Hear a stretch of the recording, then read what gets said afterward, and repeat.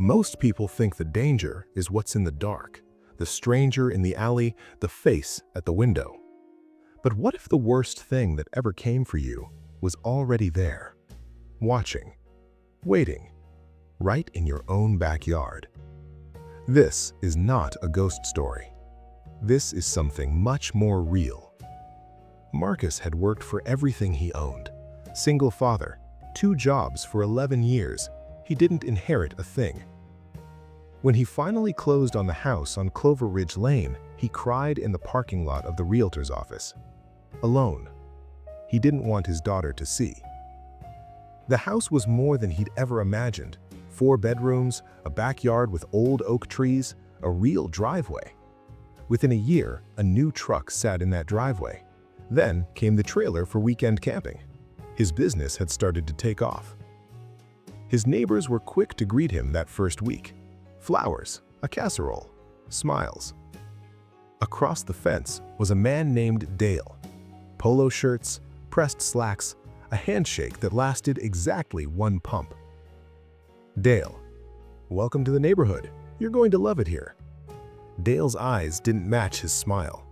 Marcus noticed it the way you notice a splinter, small, buried, but there. Over the next 2 years, Dale's greetings got shorter, a nod instead of a wave. Then nothing. Marcus started finding things. His recycling bin tipped over, though there was no wind. A scratch down the side of his new truck. Small things, easy to dismiss. His daughter Priya was 12. One evening, she came inside faster than usual, pulling the sliding door shut behind her. "Dad, something feels weird out there," Marcus replied.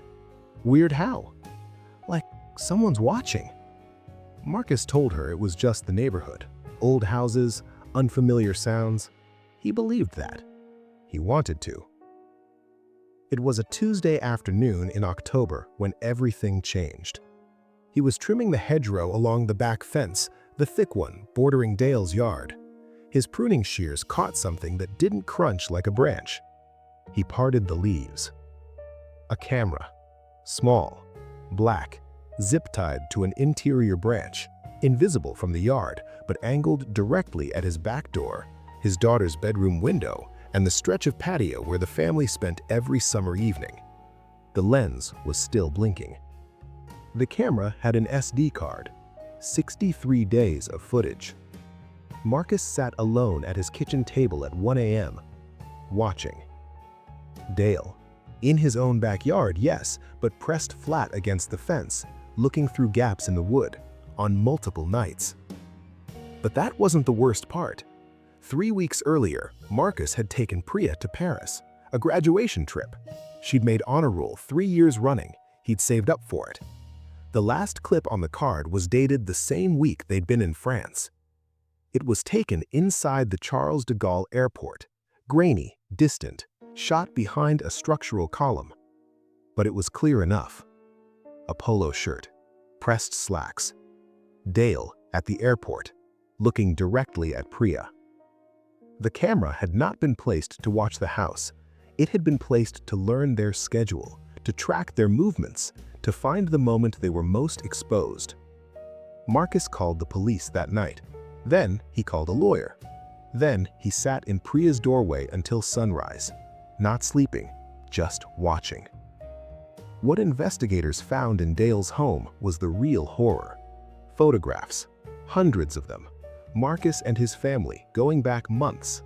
Notes, schedules, a printed copy of their flight itinerary, which could only have been obtained one way. Dale had hacked Marcus's email. The motive?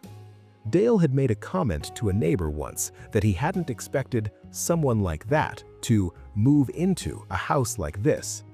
He had watched Marcus succeed year after year, and something in him had curdled into obsession. Dale was arrested.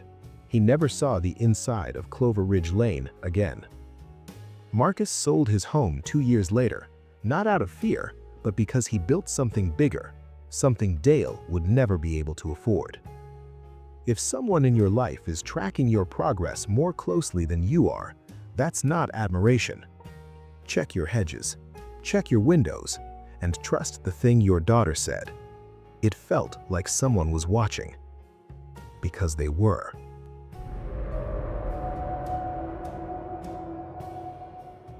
You've heard of a wolf in sheep's clothing. But what happens when the wolf invites you over for dinner? What happens when you're already inside before you realize the door is now locked behind you? Celeste had bought her first home on her own, a starter house, a little rough around the edges maybe, but it was hers. Her neighbor greeted her on day one. His name was Gordon, late 50s, glasses, an easy, slow way of talking. Gordon: "I've been on this block 22 years. Anything you need, you knock on my door." He brought her a welcome card. He remembered her cat's name after she mentioned it once. He walked her trash bin back from the curb on collection days. After 6 weeks, he invited her to dinner. "Nothing fancy. I make a decent lo mein. I'd be honored to have you." She almost said no. Something, not quite an instinct, more like a low-frequency hum, made her hesitate. But she thought of 22 years on the same block, the welcome card, the trash bin. She said yes. Gordon was different at home. He moved through his own space like he owned time itself, slow, deliberate, watching her reaction to everything. The food was good. The conversation, at first, was too. Then the second bottle of wine appeared. He started asking questions, specific ones. How much she'd paid for the house, whether her family had money, what exactly she did for work, whether she owned the place outright. She answered carefully, vaguely. Something was shifting. Then he smiled, the way a person smiles when they've been waiting to say something for a long time. "You know, I'll be honest, I didn't think someone like you would be able to afford that house." She asked what he meant. He told her, in detail, with the confidence of a man who had never once been corrected. She stood, thanked him for dinner, kept her voice level. "Don't get sensitive. I'm just saying what people think. You should be grateful I'm saying it to your face." She left. She didn't sleep that night, not fully, but it wasn't what he'd said that kept her awake. It was something he'd mentioned casually between courses, a comment so small she'd almost let it pass. "I've seen your patio light. It's nice at night. You should leave it on more often." She had never turned that light on, not once.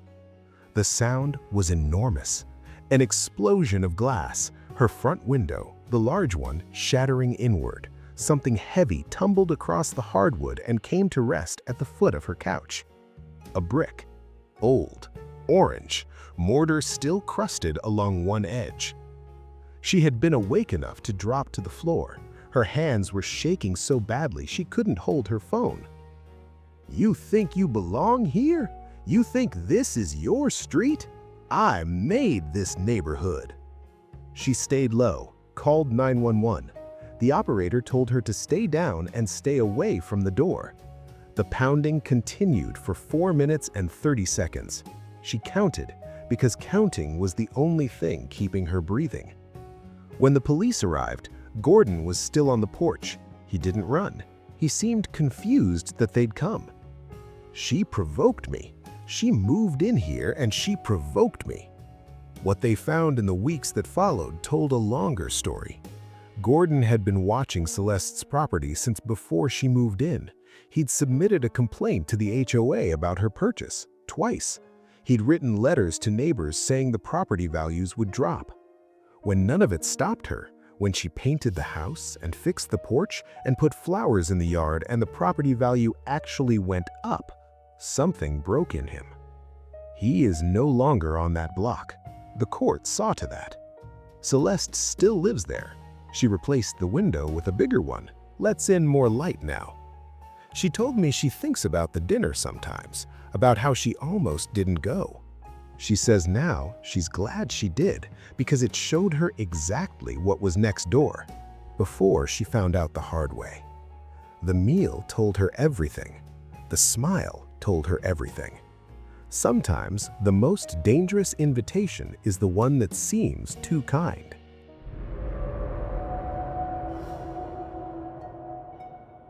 There is a specific terror that only apartment dwellers understand. The knowledge that someone is a foot and a half of drywall away from you at all times, in your kitchen, in your bedroom, in the dark. You cannot choose that person. You can only hope. Jamie did not get lucky. Jamie had been at the company for 4 years. She had earned everything the hard way. The extra hours, the projects no one else wanted, the presentations she gave even when she was sick. When the promotion finally came, it came with a corner office and a title and a number that made her sit down on the edge of her bed for a moment. She lived in a duplex, 2 units sharing a central wall. Her neighbor on the other side was a man she knew only as Vic. He'd been there longer than she had. He didn't work as far as she could tell. She heard him at strange hours, the television at 3 a.m., the refrigerator door, the long silences that felt somehow louder than noise. He knew about her promotion the same week she got it. She hadn't told him. She heard it through the wall. Her name, said slowly, the way you say something out loud when you're alone and thinking it. She told herself she'd imagined it. It started as a pattern. 3 knocks around midnight.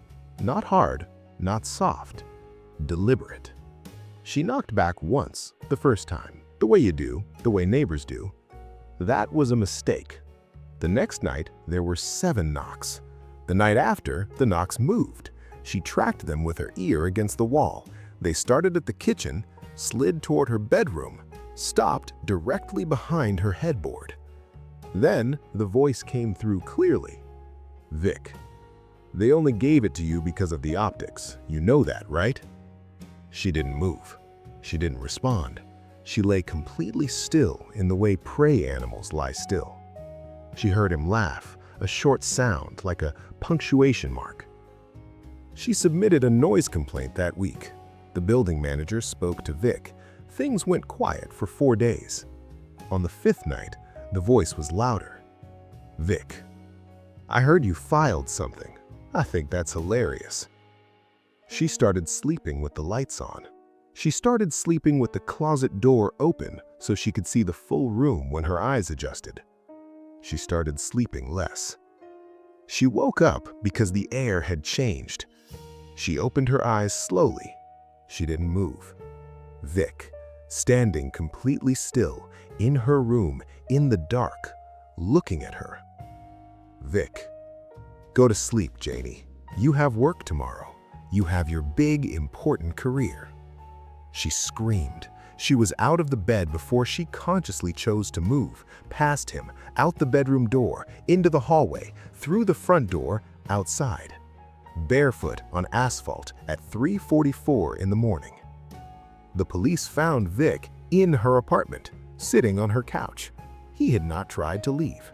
He explained, very calmly, that he had been meaning to talk to her.